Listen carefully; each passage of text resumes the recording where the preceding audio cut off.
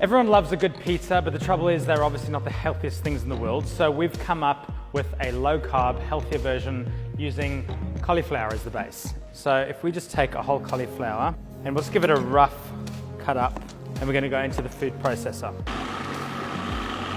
And so the trouble with cauliflower pizza, sometimes they can be a bit soggy, but what we want to do is we've got a couple of tricks to get rid of all that moisture. So get a clean chucks, or you could get a clean tea towel and just tip out all of this really finely chopped cauliflower. And the aim is to now squeeze all this liquid out to kind of create some cauliflower. See what I did there? Like flour? Never mind. So squeeze this all out and just grip the sides together, and you want to get rid of all that excess liquid. I would say keep this for something else, but I have yet to find a use for cauliflower water. So we're going to dry out the cauliflower in the oven. So if you just tip out that cauliflower now, I've got the oven at 140 fan force, and we'll get those in for about 15 minutes until they're nice and dry, and then we can move on. They are nice and dry now, and you can kind of give them a feel, and most of that moisture has been taken out. And so we're going to go in our food processor, and so just collect the sides of the cauliflower. So in this base, we're also going to add some almond meal. I got a tablespoon of olive oil, some parmesan, a bit of salt, some pepper, and then 2 eggs. The 2 eggs are going to really help it bind together.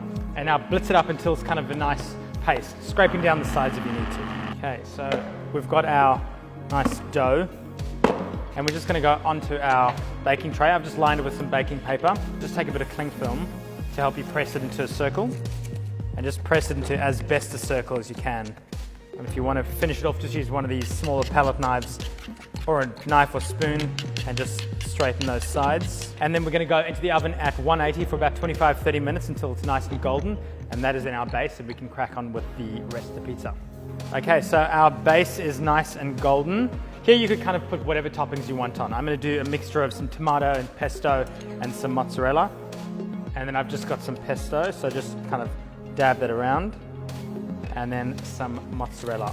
Just go for some thin slices, and then just kind of roughly break it around. And now we're going to get that into the oven. I've increased it to about 250, so it's going to be mega hot until all that cheese is nice and bubbling, and then we can put our topping on. So while we're waiting for our pizza to finish cooking, I've just got some mixed tomatoes here. Make sure you pick some nice ripe tomatoes. You also want them to be varied in color because, you know, they look pretty. And I'm going to cut up some of them, leave some of the smaller ones whole. Okay, so then we'll just go with all those tomatoes into a bowl. Also some of the whole tomatoes, and just a bit of that pesto. A bit more pepper, some baby basil. I'm just going to pick some chunks and just give that a bit of a mix up. And then we'll use this as kind of our like fresh salad topping on top of the hot pizza. So all we need to do now is top it with that tomato salad. I'm going to go a few more pretty basil leaves and a tiny bit of parmesan. And there it is. For something that's gluten-free, vegetarian, and low-carb, I think that looks pretty awesome, and it is delicious.